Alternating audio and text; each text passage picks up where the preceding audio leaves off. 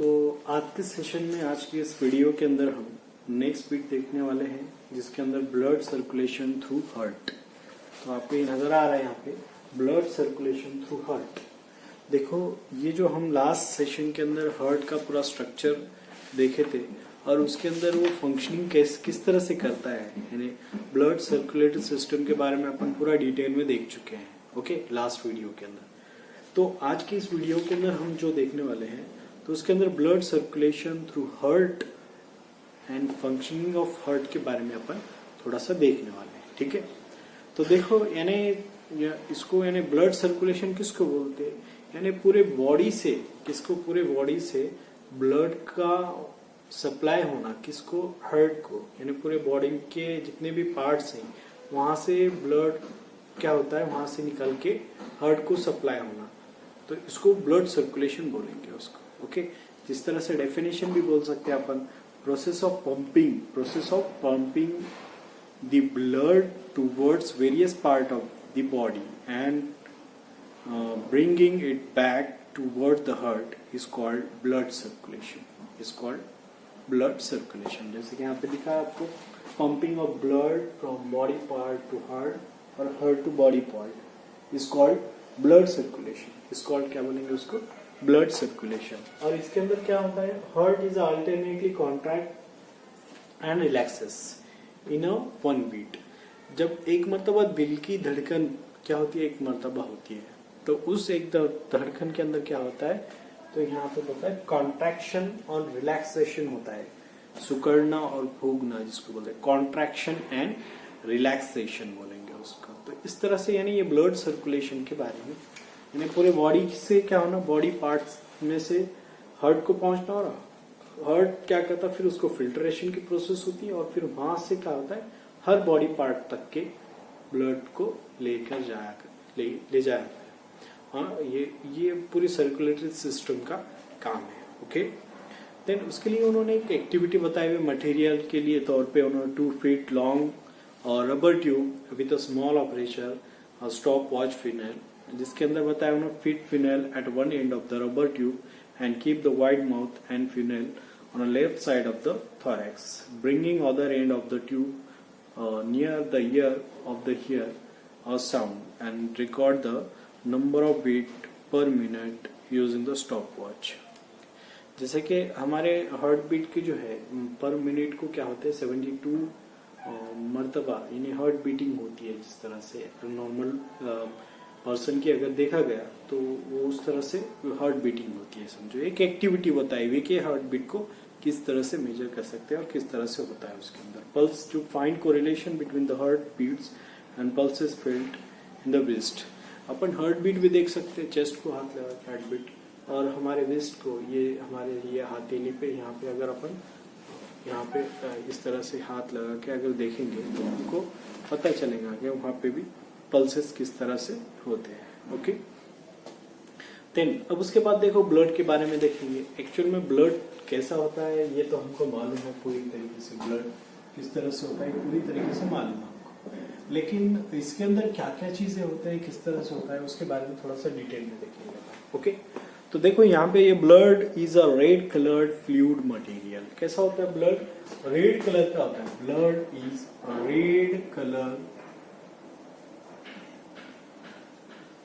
Fluid material. होता है, कैसा होता है, रेड कलर होता है और फ्लूइड यानी लिक्विड के जैसा एक फ्लूइड मटेरियल होता है। And the oxygenated blood is a deep red coloured, salty in taste and its pH is 7.4. Blood is composed of mainly 2 components। तो देखो ये ब्लड जो ओरिजिनल ऑक्सीजनेटेड जो ब्लड होता है, ऑक्सीजनेट, एक है ऑक्सीजनेटेड ब्लड और दूसरा है डीऑक्सीजनेटेड ब्लड। यानी ऑक्सीजनेटेड बोले तो पूरा फिल्टर होने के बाद जो हार्ट से निकलता है ब्लड, उसको ऑक्सीजनेटेड ब्लड बोलेंगे। और जो डीऑक्सीजनेटेड पूरे बॉडी के अंदर घूम के आला ब्लड होता है, जहां से वेस्ट मटेरियल उसके साथ में होता है, कार्बन डाइऑक्साइड उसके साथ होता है, उसको डीऑक्सीजनेटेड ब्लड बोलते हैं। ठीक है, तो ये ऑक्सीजनेटेड ब्लड जो होता है एकदम रेड कलर में होता है। कैसा होता है, रेड कलर, और उसका टेस्ट साल्टी टेस्ट रहता है। कैसा होता है, साल्टी। और उसकी पीएच, ह्यूमन ब्लड की पीएच जो रेंज है, human blood pH range. Actual में यहाँ पे 7.4 बताया हुआ है, 7.35 टू 7.45 ये उसकी पीएच रेंज होती है, पीएच स्केल। यानी पीएच रेंज मीन्स किसको बोलते हैं, प्रोटॉन स्केल बोलते हैं उसको। एक्चुअल में उसको यानी हमारे बॉडी के अंदर ब्लड जो होता है उसकी एसिडिटी और बेसिसिटी चेक करने के लिए ये रेंज होती है, पीएच स्केल होती है, उसके जरिए से अपन ये कर सकते हैं। आप टेक्स्ट बुक में जिस तरह से बताया हुआ है 7.4 भी लिख सकते हैं या 7.35 टू 7.45 ये रीडिंग होती है इसकी। और blood is compose to mainly two components. कितने कंपोनेंट होते हैं ब्लड के अंदर? Two components, two components.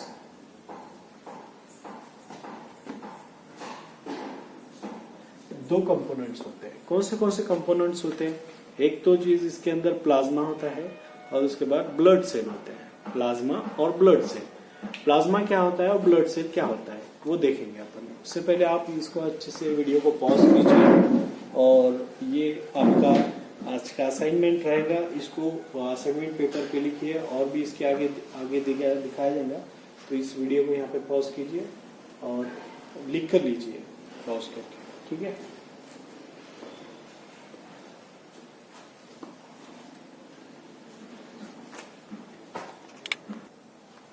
तो देखो ब्लड जो है, ब्लड ये दो कंपोनेंट्स होते हैं ब्लड के अंदर। एक तो कंपोनेंट प्लाज्मा वाला होता है, प्लाज्मा, और दूसरा बॉडी यानी ब्लड सेल होते हैं। दो टाइप के, उसमें भी टाइप्स हैं समझो। ये प्लाज्मा और ये है दूसरा ब्लड सेल। ओके, प्लाज्मा और ब्लड सेल। अब इसमें क्या होता है, इसमें एक्चुअल में देखेंगे प्लाज्मा में क्या होता है। प्लाज्मा किसको बोलेंगे? Plasma is a pale yellow colour होते हैं। कैसे होते हैं? पोल येलो, पेल येलो होता है, pale yellow, clear and slightly alkaline fluid it contains. कैसे होता है? पेल येलो कलर होता है ये कैसा होता है? Pale yellow colour, pale yellow. Okay, ऐसे कलर का होता है। और ये इसके अलावा स्लाइटली यानी जिसके अंदर अल्कलाइन फ्लूइड होता है, जिसके अंदर उसका जो वाटर का प्रोपोर्शन जो है, वाटर का प्रोपोर्शन, प्रोटीन्स का और इनऑर्गेनिक का, वाटर का जो प्रोपोर्शन होता है इसमें 90 से लेके 92% क्या होता है इसका? वाटर का प्रोपोर्शन होता है, वाटर प्रोपोर्शन, ठीक है, वाटर का प्रोपोर्शन। एंड देन उसके बाद जो है, उसके बाद का जो है बताया यहाँ पे 6 to 8% प्रोटीन्स होते हैं। 6 to 8% क्या होता है? प्रोटीन्स होते हैं, प्रोटीन्स, ठीक है। और लास्ट के अंदर जो दो चीजें बची हुई है समझो, 1 to 2% इनऑर्गेनिक साल्ट्स होते हैं। 1 to 2% इनऑर्गेनिक साल्ट होते हैं, इनऑर्गेनिक साल्ट। तो इस तरह से ये प्लाज्मा के बारे में थोड़ी सी डिटेल इंफॉर्मेशन। ये पेल येलो कलर होता है, ठीक है। देन उसके बाद क्या होता है, इसके अंदर जो प्रोपोर्शन लेवल्स हैं ये प्लाज्मा का, तो 90 से लेकर 92% कितना होता है इसके अंदर? वाटर मॉलिक्यूल्स होते हैं। एंड उसके अंदर 6 to 8% प्रोटीन्स होते हैं। और उसके बाद 1 to 2% इनऑर्गेनिक साल्ट्स होते हैं, इनऑर्गेनिक साल्ट होते हैं, ठीक है। और उसके अलावा उसके साथ साथ अदर कंपोनेंट्स भी होते हैं, जिसके अंदर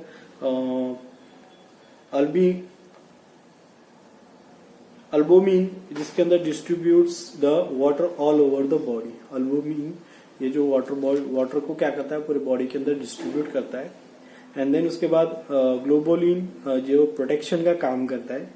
और उसके बाद लास्ट में जो बताया हुआ है फाइब्रिनोजिन, जिसको prothrombin help with the blood clotting process. Inorganic ion जिसके अंदर calcium, sodium, potassium control the function of the muscles and nerves, ये कंट्रोल करने का काम करता है।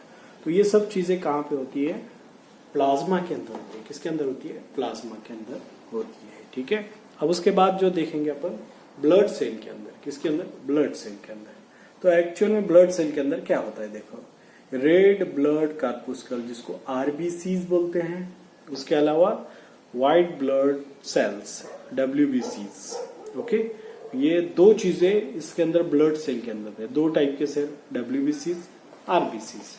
आरबीसी क्या बोलेंगे, रेड ब्लड कार्पुस्कल्स, एंड डब्ल्यूबीसी को क्या बोलेंगे, व्हाइट ब्लड कार्पुस्कल्स।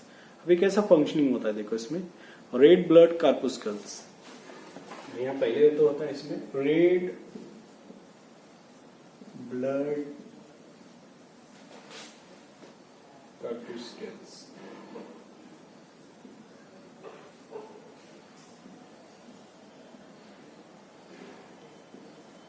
जिसको आरबीसी भी बोलते हैं,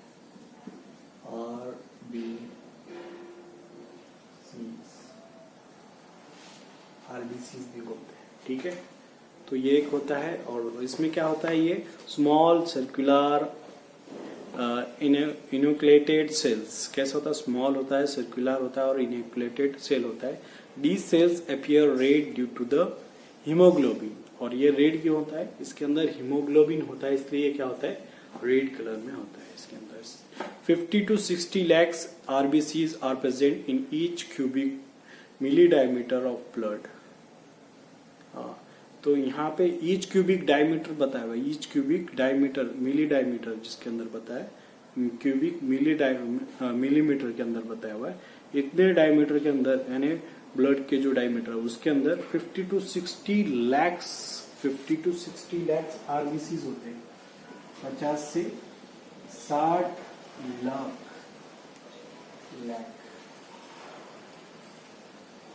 50 से 60 लाख क्या होते हैं, आरबीसीज होते हैं, आरबीसीज, और वो भी सिर्फ ब्लड के वहां पे, यानी कितने डायमीटर के अंदर, ईच क्यूबिक डायमीटर के अंदर, क्यूबिक मिलीमीटर के अंदर, सॉरी, ओके।